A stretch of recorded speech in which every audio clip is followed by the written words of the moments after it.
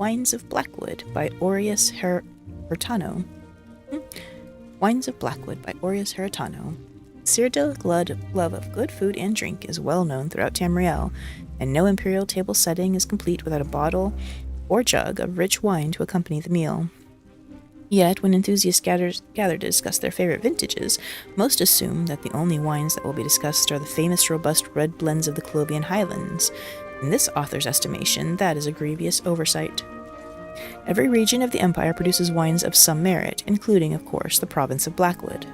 An authoritative survey of all the vintners in such a large region would, of course, be beyond the scope of this humble transcript. Instead, let us turn our attention to the styles and characteristics of wines from this little-regarded viticulture area. Leyawiin and the surrounding Blackwood countryside are among the warmest and most humid regions in the Empire, and this, of course, means that different varieties of grape and growing techniques are required here than one might find in Clovia. Grapes in this climate ripen swiftly, lending themselves to sweet, complex wines with strong floral and fruity notes. We begin with the left bank wines of the hills west of the Niben River, close by the dry plains of Anequina. This, of course, is the most arid part of the Trans-Niben region, and the wines made here are the most Clovian in character of any in Leyawiin. Red varieties, such as the Queen's Tear and Naranith Fine, do quite well here. Mild winters and long growing season ripen the grapes early. The Trans-Niben hills produce sweet yet robust wines that can be truly extraordinary in the hands of a master vintner. Moving east, we come to the eaves of the Niben Forest. Hotter and more humid than the regions west of the river, this area is not well suited for most red grapes. However, white grape varieties, such as the Petite Grey, the White Moon, and the Great Ambrosia, flourish in these forest-shadowed vineyards.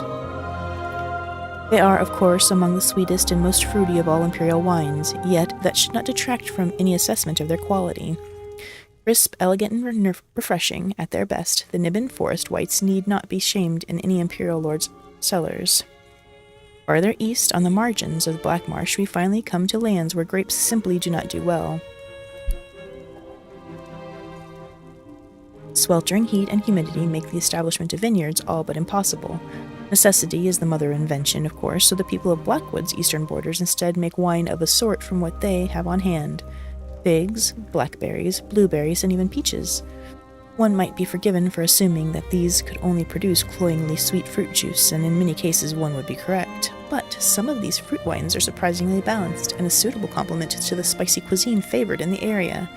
No one would suggest cellaring a Black Marsh peach wine or serving it to a guest with a selective palate, but to wash down a homesteader's dinner on a warm summer evening, one could do worse.